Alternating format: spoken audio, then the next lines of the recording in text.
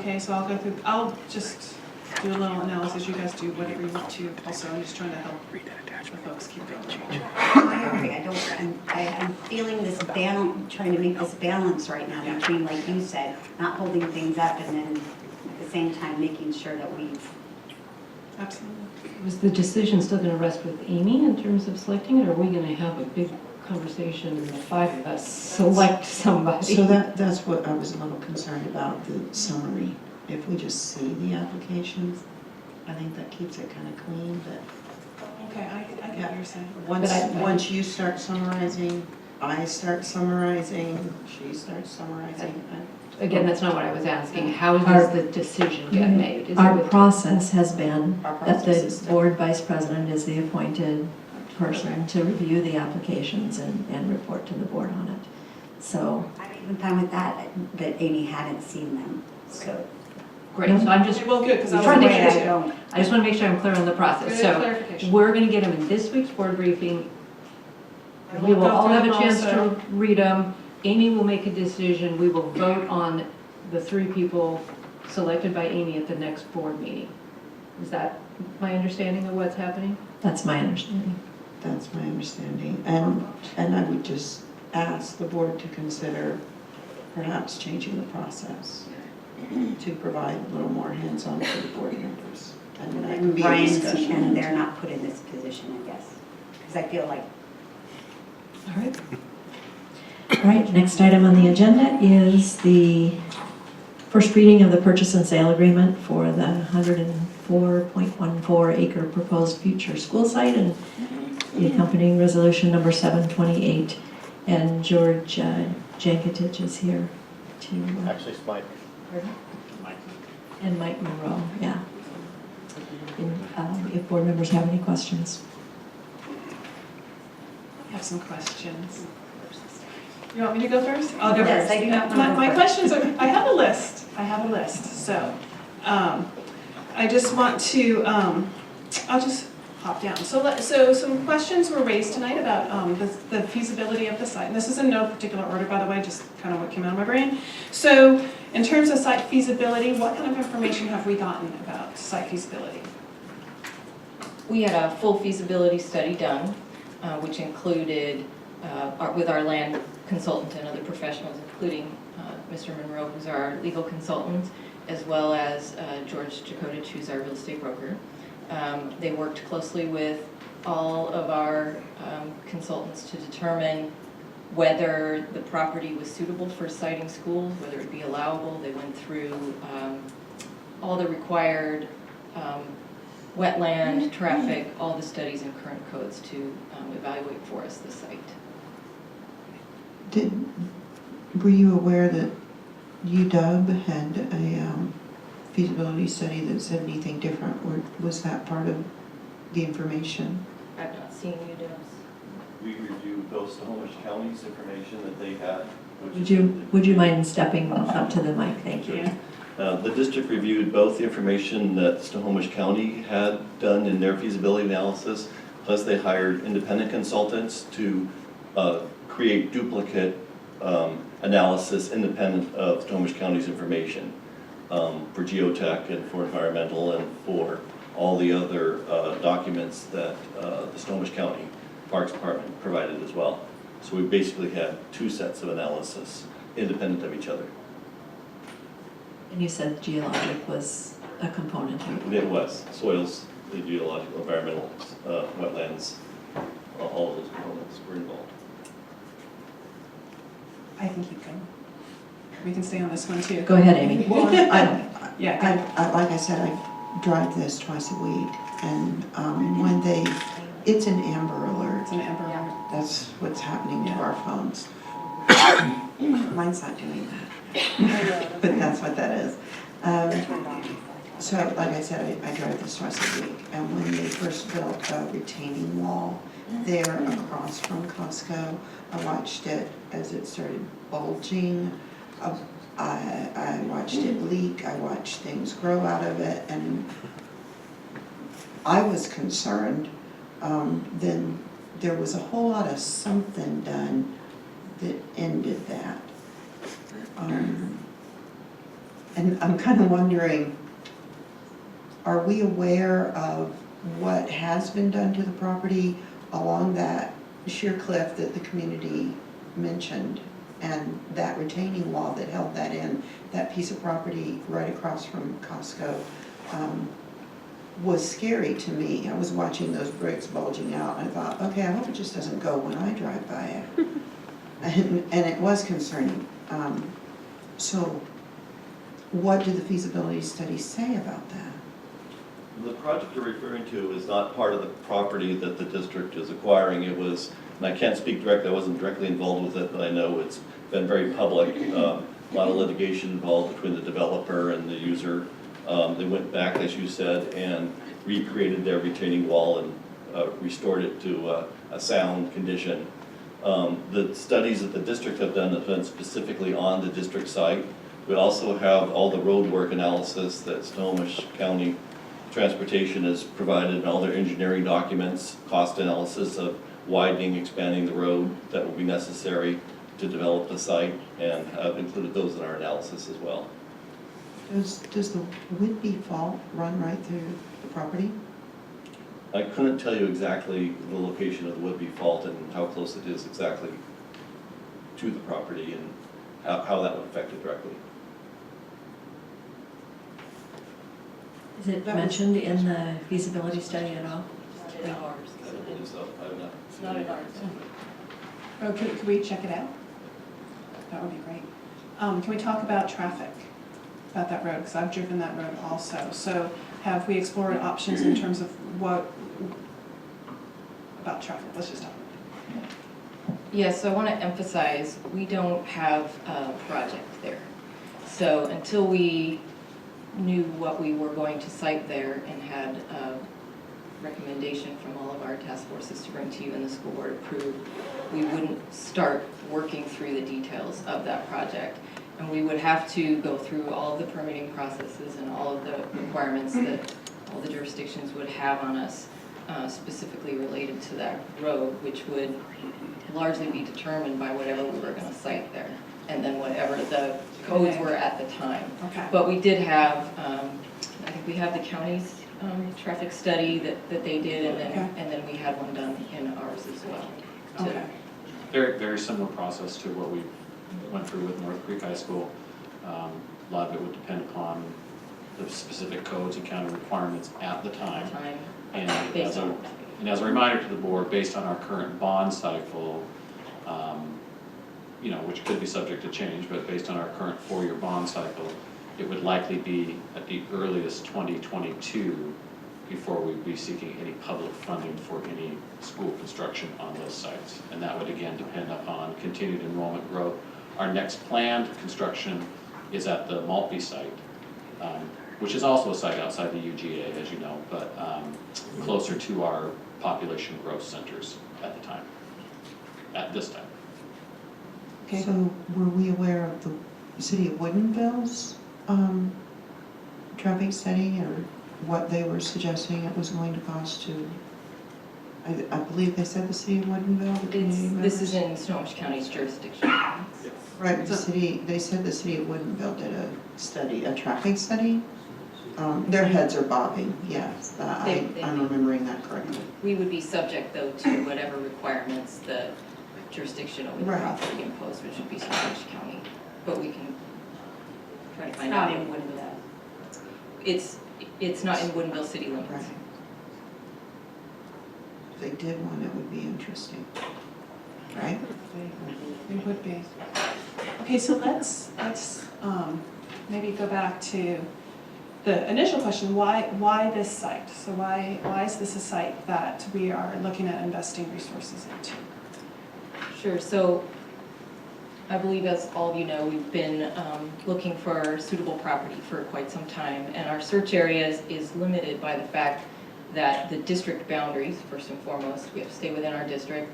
Secondly, our area of concentrated growth right now is in the northern and northwest portion of the district, which is Snohomish County.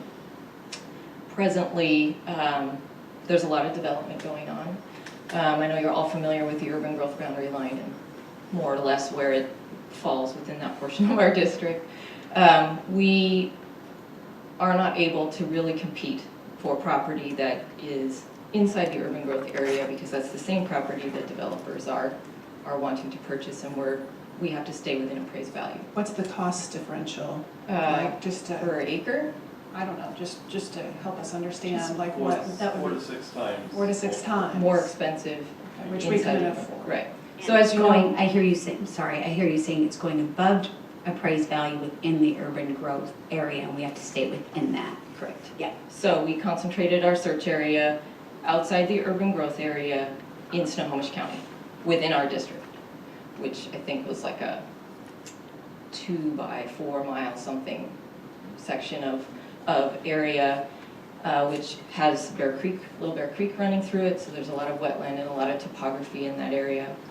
The other properties that we looked at, that I know we've talked to you about before, were either too small, we were not able to assemble enough adjoining parcels for us to be able to have enough acreage to site something on, or we had this valuation issue where we couldn't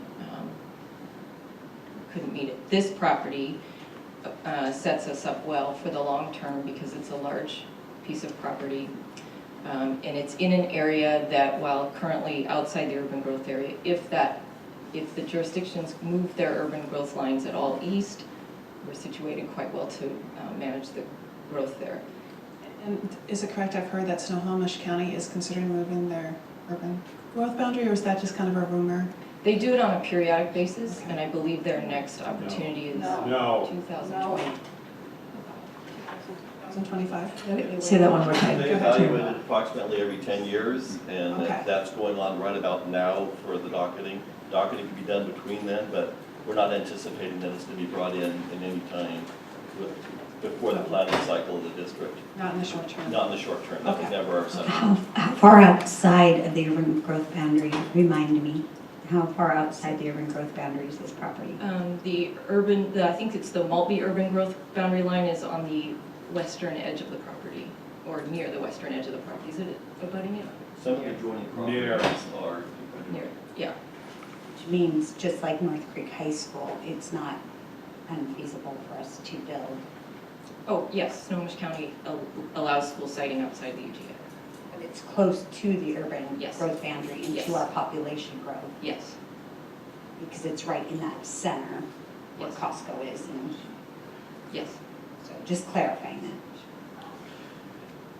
Just as a reminder to the board, our discussions on this topic as well, obviously the size of the site being one piece of property, being able to be purchased as a whole unit is also a very attractive proposition, as we know from our attempts to expand the Anderson site, the Maltby site, unless you get enough willing buyers to create an assemblage that meets our needs, our other alternatives are to go through condemnation process and declare eminent domain and forcibly take or forcibly compel a sale by a potentially unwilling owner for the purposes of the school district. And as we've talked about over the past couple of years, we have tried very hard to avoid having to go that particular route. We never have we, as a district? Not to my knowledge or any institutional knowledge of anyone around here have we ever had to go that particular route. So it's not an attractive route. It's not very good for your public relations. And again, I would just say this is a future placeholder. And any utilization of the property is years down the line and is dependent upon what enrollment growth may occur within the district between now and then. So there's no immediate plans, there's no plans of any nature. That our next focus school will be part of our 2018 bond and will be on the Anderson site. It would not make sense for us to think about utilizing this site at this time, given where population growth is currently occurring in its greatest density.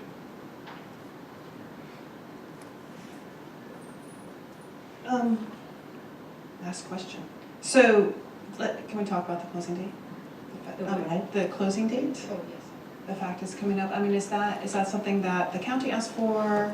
That was something that was new when I went through the notes. I hadn't known about that before. Yes, that was requested by the county, and I don't, do you want to speak? Yes, it is. It has to do with both the county council's approval cycle of their agreements and their plans for the proceeds to try to accommodate the need for a park within the county. Okay. The simultaneous close.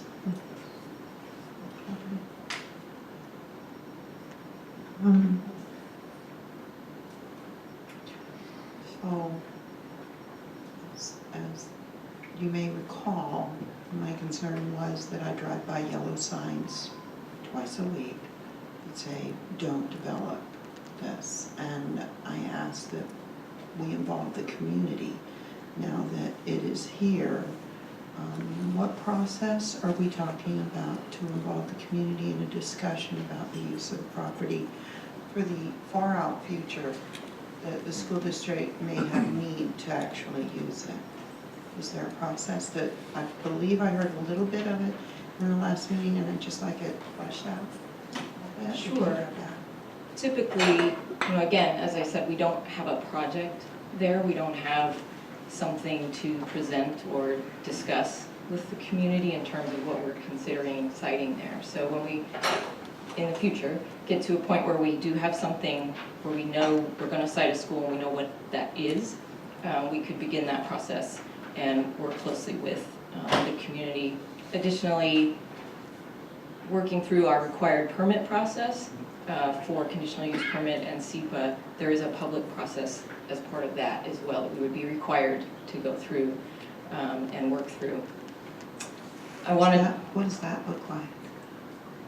The public process required by CEPA? It's a public comment period. We would have all of our plans and studies and fully fleshed out project, what we're applying for, what we're wanting to do there would be public at that point, and there's a process through which the public would be engaged. But I just want to, as a matter of example, point out that I think North Creek High School is a good example of where we've been successul.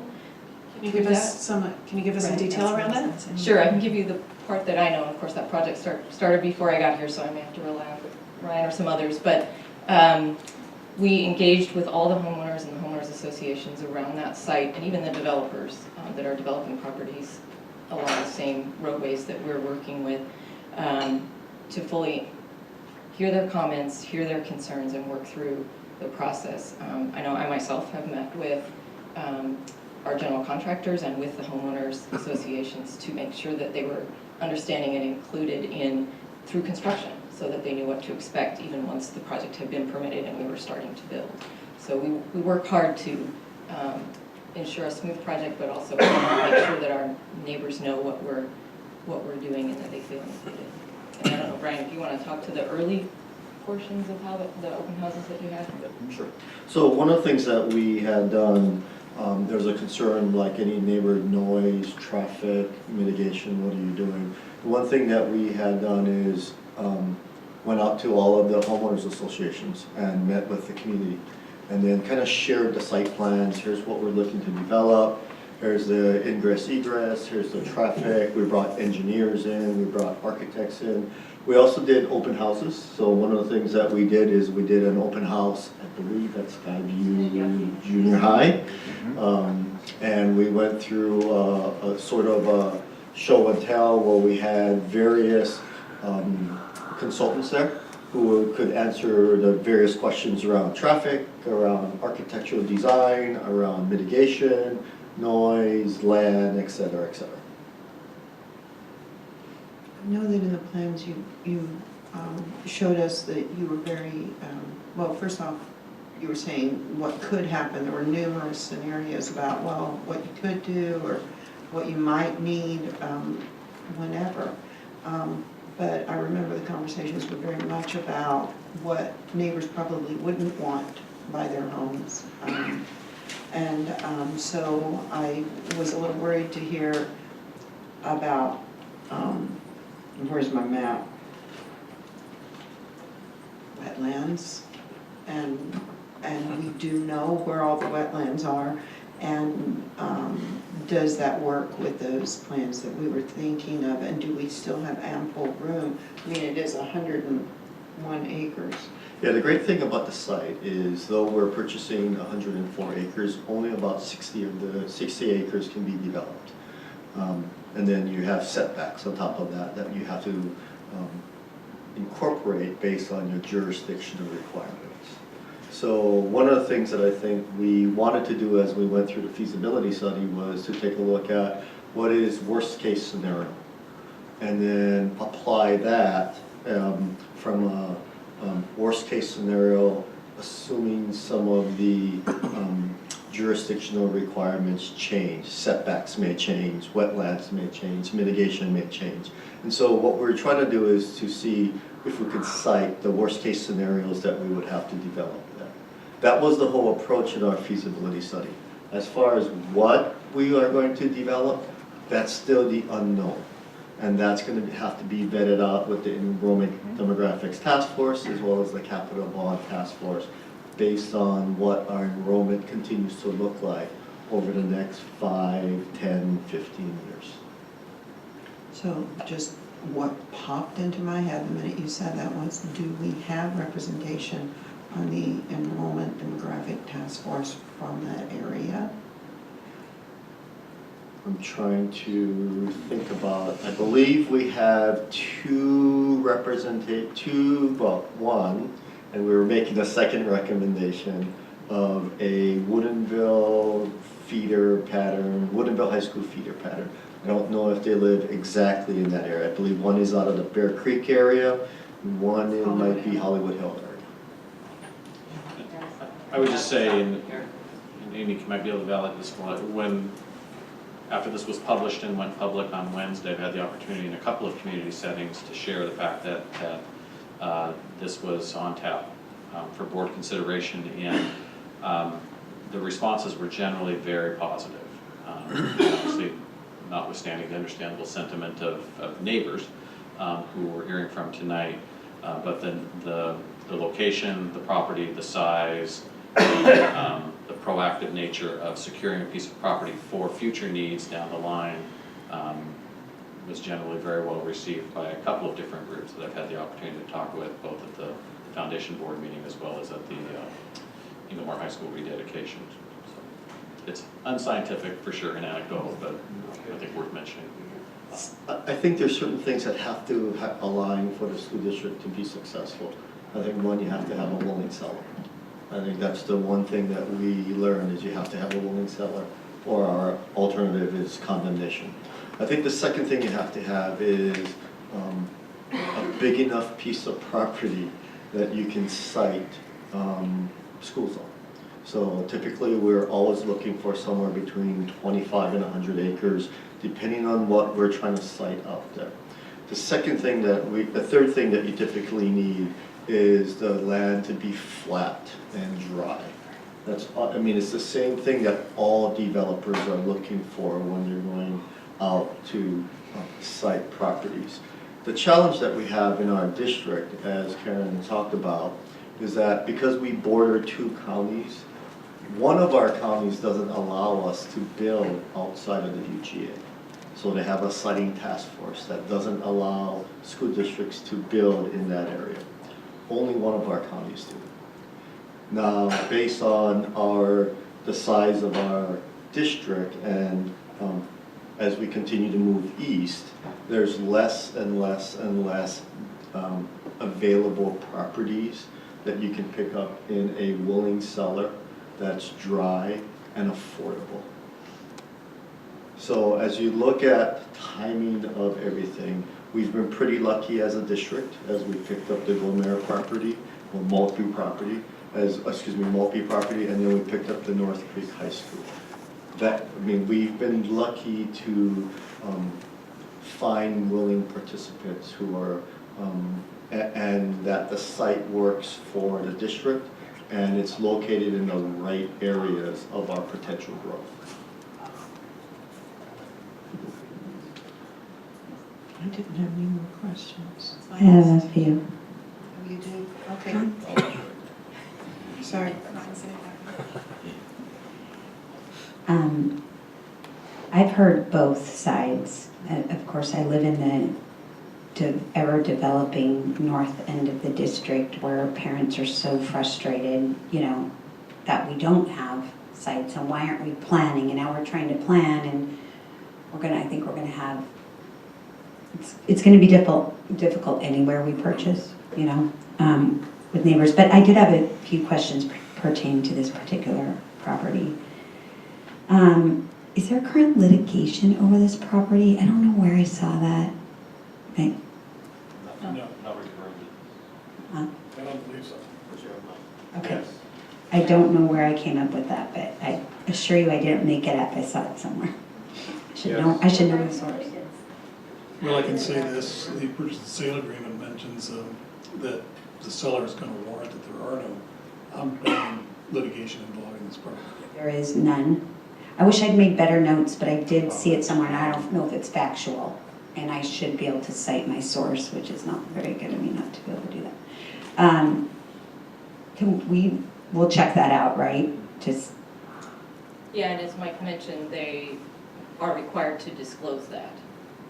but there wouldn't be any other litigation outside of the Snohomish County. Like, there could be no other outside sources of litigation. It can only be with Snohomish County that owns the property, correct? Yes, the venue should be in Snohomish County. I suppose it might be in an adjoining county. There's a statute that allows people suing counties to go to the adjoining county to have the lawsuit heard.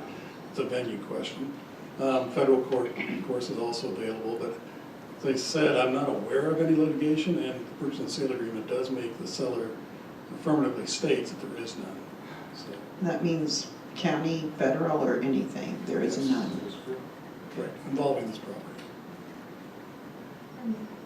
Let's just say, as part of the seller's obligation on this agreement, let's just say they go, well, there kind of is one, because you should see the heads bobbing behind you. And let's just say that they say there is, then what do we do? Well, if there is in fact a litigation that would impact this property in a way that would not be to the benefit of the district, that would be a breach of the contract by the county, a material breach. Thank you. Get out of the deal. So we could get out of the deal.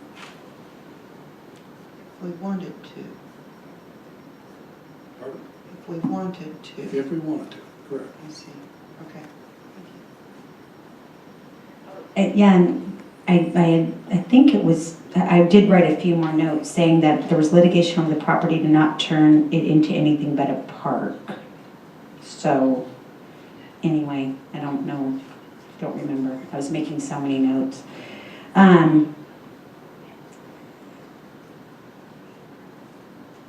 Why did the price go lower? You said we got a bargain price for it. It was below anticipated cost, I'm sorry. Yeah, so our initial cost that we originally brought to the board was based on a preliminary cost that was provided by the county. And our agreement was to buy it at their actual cost up to the district's appraisal. The district's appraisal was higher than the actual cost that we determined to reimburse the county with.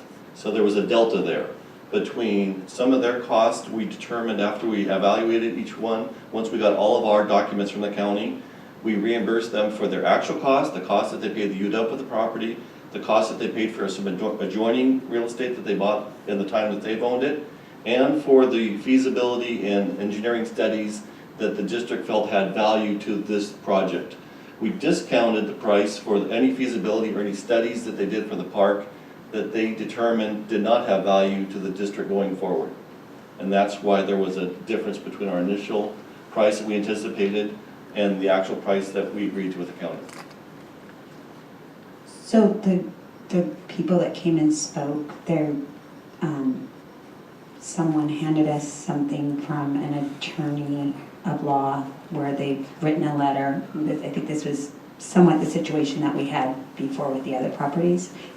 I don't know anything about this. I just saw it, and I'm just saying we should probably We'll definitely have the letter reviewed. I haven't read it in detail because I read it, but I did read it sitting here, but I I can't think process this and Yeah, trying to listen. It seems to make a case that this is not a suitable site for the district, basically being outside of the urban growth boundary. I think is kind of the general essence of what I'm getting from the letter, and as the board knows, we fully considered and discussed that as a part of our consideration of this particular site relative to other sites that we were looking at that were also outside of the UGA.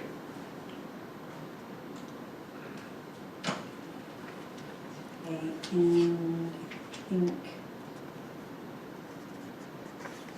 is there any way that the county would, I don't know, I'm just throwing this out there, partner with us in having a school and then part of it a park? So at this point, we have a negotiated purchase and sale agreement, so Okay. the time for making those kinds of deals has passed. I mean, certainly, there's all kinds of possibilities that could materialize in the future, but at this point in time, we have a negotiated purchase and sale agreement that we need to move with. I recall in the study session, we talked about some of the methods you use as you're reaching out to people in the neighborhood to mitigate the obvious downside of having a high school in their backyard. And as I recall, there was enough of a buffer that it wouldn't require the school to be butting up against somebody's backyard. Am I correct in my recollection? Right, again, that would all be specific to whatever Sure. we determined Sure. to cite there and Mm-hmm. how we worked through the process based on the requirements at the time and what the preferred design and layout might be, but definitely those are considerations that we usually entertain. And I think, as demonstrated with North Creek High School, there's an intentionality of going out and talking to the people in the surrounding community Yes. to understand their concerns Yes. and then to do our best to Yes. to work around it. Okay. I mean, that's been our pattern, so. Thank you. Thank you. Thank you. I don't see any other further questions. Thank you very much. So when the board receives information from the community group that's spoken this evening, will Send it everyone to be them. getting all of the information? Yeah, I'll make sure that we include copies of any documents I receive, offered in public comment tonight and within your Friday briefing. And also shared with capital Oh, projects. yes, Yeah. yes. Share with I'll Is that what you're definitely talking do about? So you all have copies, I'm sorry. But I believe I asked the community group to supply the items that they discussed, and if they just supply it to the board, we'll obviously be forwarding it to the superintendent, and I just think it would be very important to. We'll make sure it's Send it all out. fully Yeah. reviewed, yes. Okay. All right, thank you. Next item on the agenda is board reports and communications, future agenda items. I would like to have future agenda item of challenge. That's what I wrote down as well. Do you want to go there? No, No, go ahead. I just wrote it down. I think we need to have some kind of discussion about the challenge program and what's going on with it. That was a program that was established by the board, as some of us remember well, and we opened it to choice. I'd just like to know what is actually going on, what the process is for the approval. That can be something, I think, that we can preliminarily receive and a board briefing that gives us a timeline, gives us who's making recommendations, to whom, is board approval included in this, and then if it isn't, I would ask, when we actually were board members who approved it to begin with, the challenge program, why board approval isn't necessary for discontinuing this program. So if that's even, and I don't even know that that's the scenario, but I'm hearing a lot of that, so I'd just like more clarity around what it is that's going on. So board briefing would be. We'll start that as a briefing item. Right. I think those are all reasonable questions. It will likely not be this Friday. I would look for it the following Friday, given that we have most of the players who are involved in the middle school task force are leaving tomorrow morning for the conference I referenced and won't be back until next week. Could we also include because it gets muddled, the difference between challenge and AAP? Yep. Yeah. Is that conversation, I think, makes this all the more challenging. And Absolutely. can I make a data request? Can we, because I see data in terms of how many of our students are enrolled in algebra, but for English language arts to challenge English language arts. So actually, you'll receive some very detailed information in this Friday's briefing that breaks down the composition of every single junior high core content area class by challenge and non-challenge, by its composition of students, gender, ethnicity, special needs status, 504 status. That will be coming to you this Friday. Very good. Thank you. And so it'll also break it down, so we'll be able to see different, what our minority groups are, whether they're accessing challenge, yes or no, or free reduced lunch, that, Let me just look, I'm not certain if. because I actually had that written down. Could we get that information also? It has the free and reduced lunch, I don't believe it has the ethnicity. You would have a very busy spreadsheet, but we'll send you what we have at this point, and then we'll see what questions generate from that. And when you, I had just a couple things to add to that board briefing, if I may ask, and see if everyone's in agreement. I saw something, and I'm sorry, we don't see these papers every single day, so I have to kind of rack my memory, but there was, on the grade reconfiguration task force, there was information, I believe, that said that we were going to be engaging the community for feedback, and that direction was going to come from, I don't know which person, Heather, I think, on how to do this. And so can we get the information into the board briefing? How are we engaging our broader community? Or maybe it was coming from Leanna's group. Sorry. It's both. It's a Okay. discussion. Leanna is serving as a resource to the task force. I don't know that we have the answer to that yet, other than we know there needs to be some kind of a feedback process. I mean, some of it's, without firm recommendations, might be difficult to put an absolute fine point on what the feedback process might look like. Are we trying to assess in our feedback, though, what parents' viewpoints or experiences with the challenge, or not? We're having a meeting next week with Leanna and team to discuss that, and it's really on a broader scale of all task force Right. work, grade reconfiguration, elementary, middle, and high school. There's many things we want to include the community in on And- Fair and- enough, yeah. but we'll get that specific about, after Tuesday. because you got it going. Yes, okay. And just let me see, if I wanted to add anything else, so we don't have to re-go over this.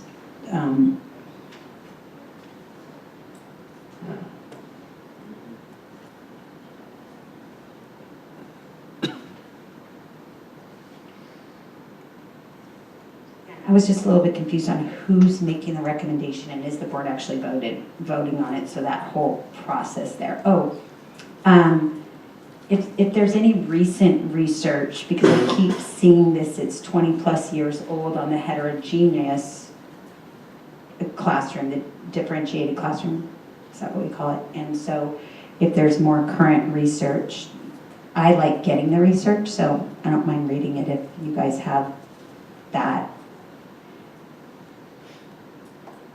I would like to see, though, this, maybe this isn't the appropriate time to talk about it, but the reframe of the dialogue between the us versus them in the challenge program, because I think a lot of kids that are highly capable, they don't choose to do challenge for one reason or another. So I don't think it's just the low-level kids not choosing challenge. I know I opted out of being in algebra in the 7th grade because I frankly didn't want to work that hard as a 7th grader, and I was embarrassed to be in a high-level math in the 7th grade, so I chose to go, but I was still a smart kid, so did I not, so I don't know, at some point I'd like to reframe how we, the community talks about it and how some of the not smart kids and, go ahead. I think that's an excellent point, and I think that's something that we can all play a part in as well, is broadening the conversation from challenge yes or no, challenge good or bad, to what is it we believe about developmentally responsive and appropriate middle schools in the North Shore School District,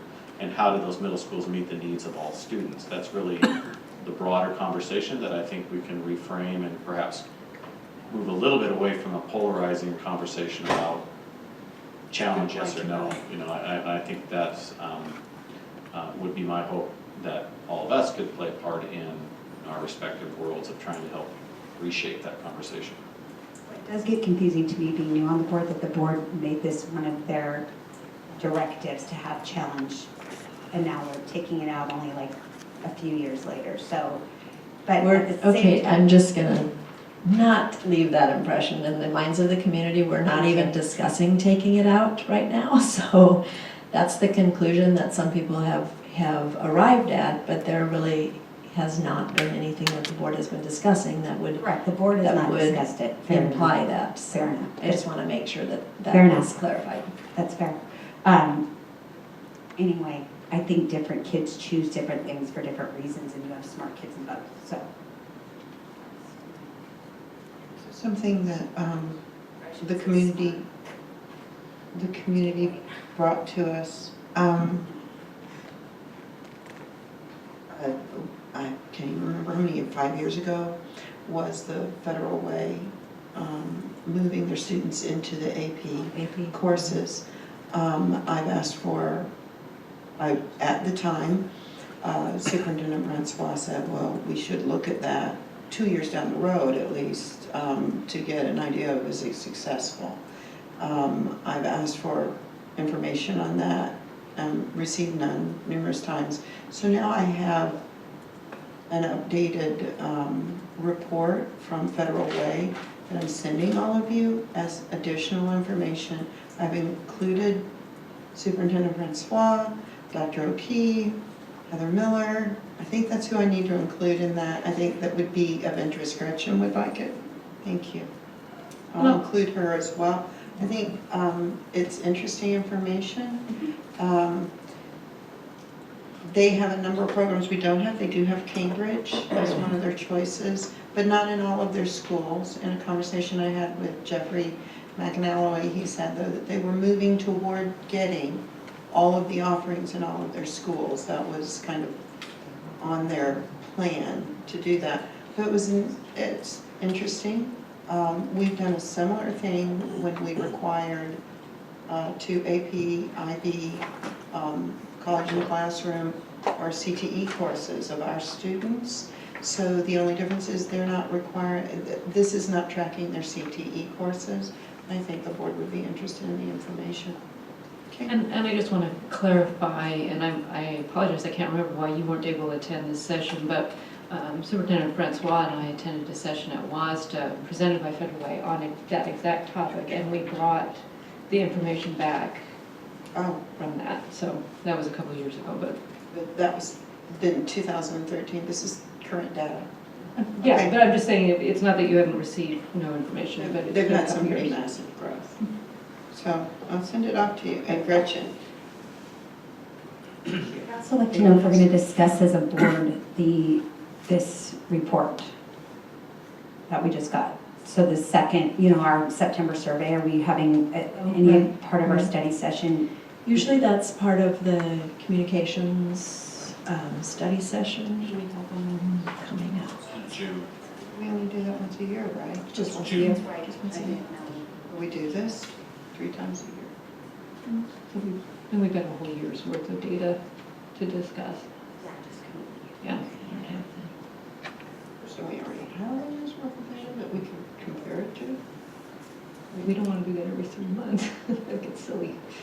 We don't do it every month. It's only 3 times a year. At some point, I'd like to have a broader conversation about getting more specific information, and the questions are just very broad, so maybe that's time to talk about it in June, but I want to remember to have that. No, 2 of you won't be here. And, you know, I'm actually keeping track of all the things that we talk about that we want to talk about in January. And increased community feedback, I'll add that on it. Changing looking to expand maybe the Level of question we're asking. specificity. Yes. Is that. I definitely saw some growth, I saw some concerns I would ask.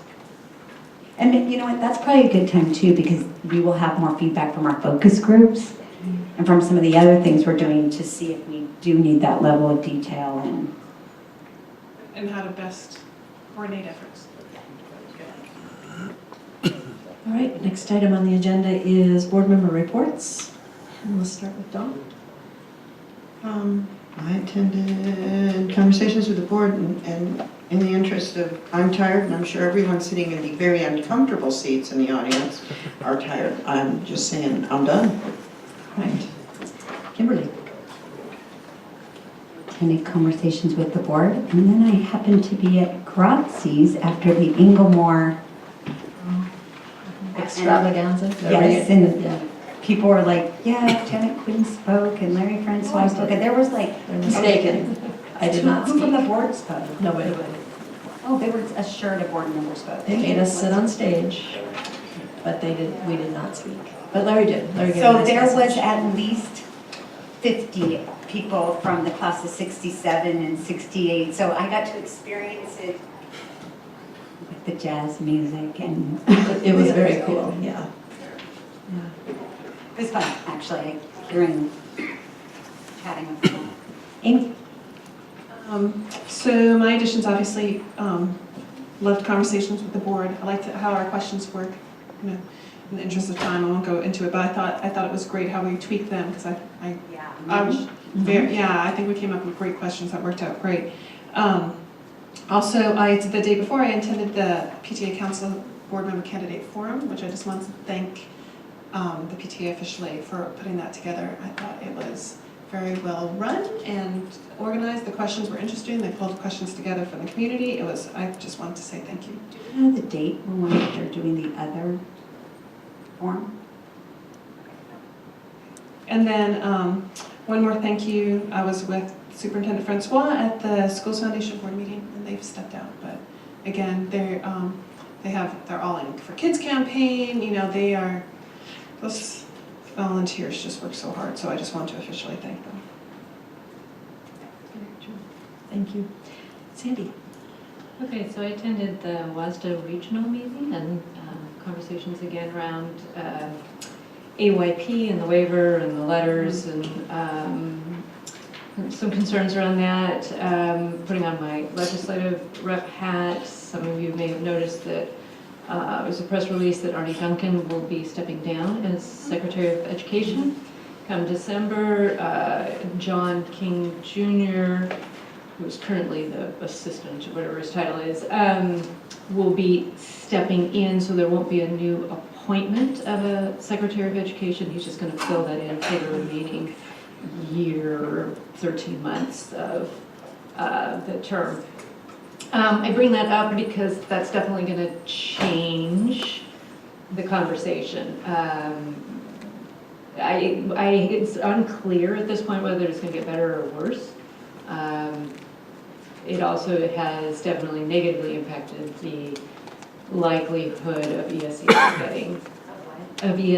No Child Left Behind getting reauthorized before the end of the year. If it doesn't get done by the end of this year, it's not going to happen until 2017. So there was some worry that kind of, well, it was not so much Arnie Duncan as John Boehner and the lack of a speaker.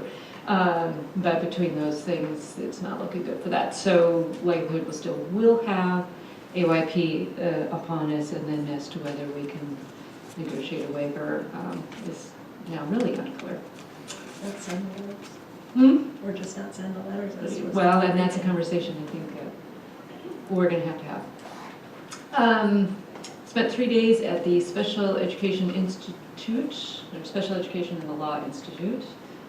So it amazes me after 6 years, that how much you don't know. It's a good reminder of how much there is to learn. And thanks to Becky for being so willing to listen to my questions. And then conversations with the board. I also attended the HiCap Info Night, packed, well-attended, good information. I think some of the questions that we as a board have had were answered. The PowerPoint from it is up on the website. Kimberly, I gave you the information that was handed out. It's got an opportunity to ask questions. So, good, respectful audience, good questions. So, very well put on meeting. All right. Then attended the North Creek tour along with Superintendent Francois and our new principal for North Creek. And I just have to say that if there ever was a building that every inch of it was designed in the best interest of kids, it's this building. And it's just amazing. And so every square foot, they have a plan for it and they know where it's going to be used. And it's just really, really delightful. And then just because I saw Alan in the corner, they're planning to put up a sign of how many feet of wire, hundreds of feet of wire, it takes to make a wireless building. I just thought that was a riot. But anyway, okay. Beautiful, beautiful building. Very excited. And then I love the symmetry of attending Inglemore's 50th rededication ceremony, and it just, the two of them in juxtaposition with each other. We do high school very, very well in this district. So one excellent high school followed by another, and there's more, but I will call it good there. All right, and same thing, did you mention the Wasda regional meeting, the director area one? I did, just that Yeah, the always interesting. Same discussions going on around the state, so. And I agree with Amy, I really appreciated the board's work in coming up with questions for the conversations with the board. That was work well done, I think. And the 50th, I didn't talk to anybody that left that building that wasn't just really excited by it and enthusiastic about the program and just the school, and it was very fun. So I have some notes. Let's see, the workshop info that was shared with the board at the end of September.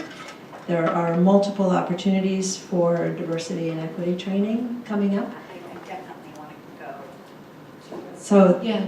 there's the October, there's the 17th is the 8th Annual Northwest Conference on Teaching for Social Justice.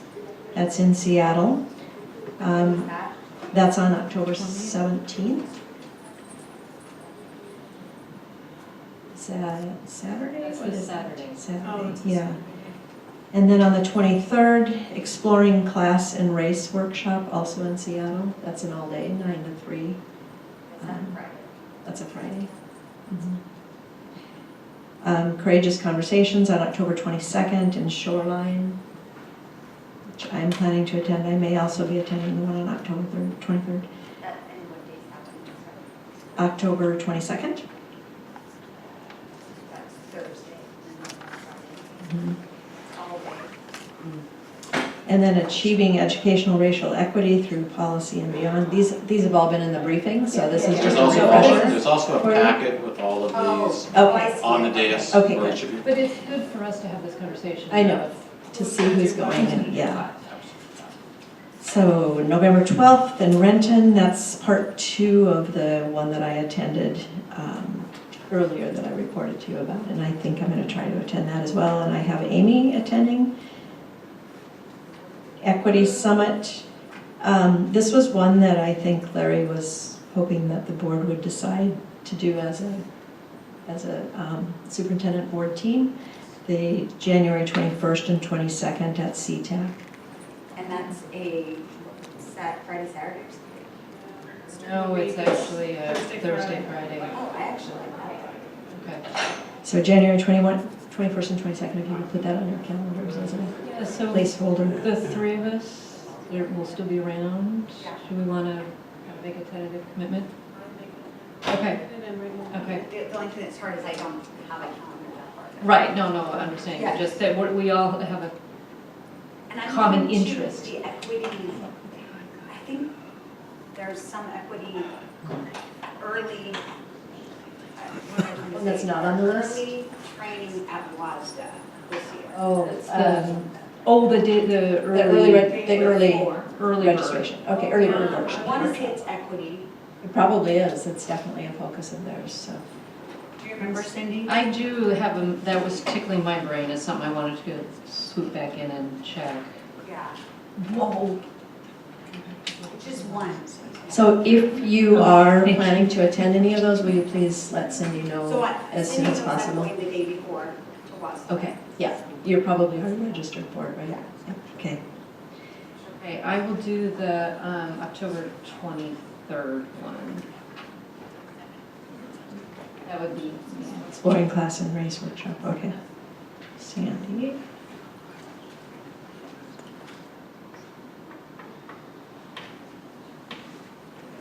Then on October 19th is the PTSA Connections Luncheon from 11:30 to 1 in the boardroom. I have Sandy and Amy attending.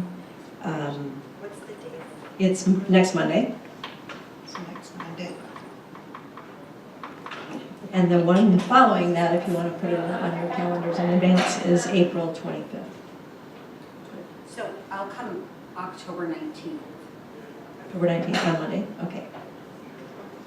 Yeah, and Sandy, too. I see. We've been to that, that's the one where we ask the questions. The presentation and then the, yeah. is it here or is it in? It's here in the boardroom. Okay. Thinking principals.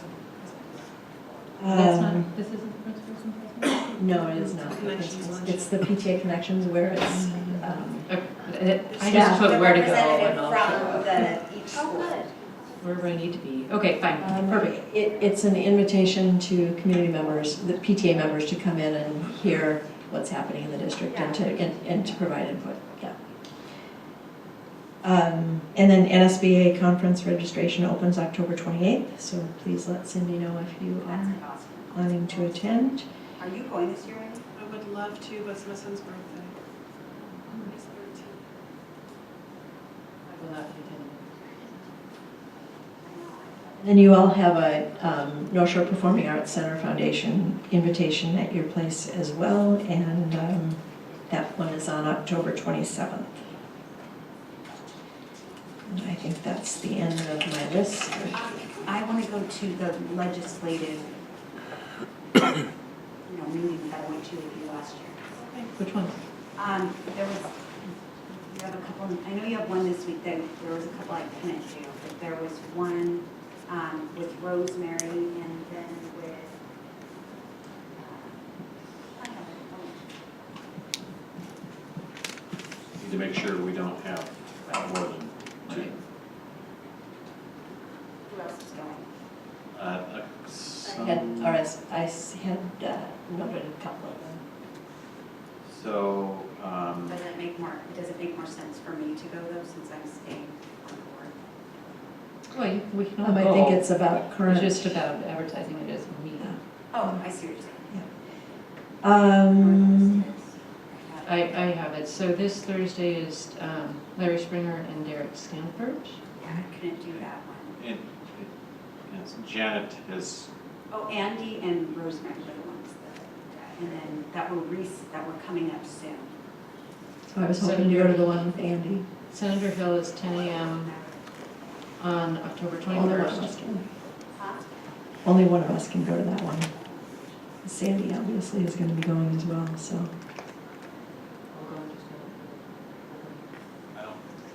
I don't think our legislators will want that. They don't want that? Okay. They could, Fair that would be a way for them to experience the open public meetings. Yeah, that's right. I think it's a brilliant Yeah, plan. It might not be a bad idea.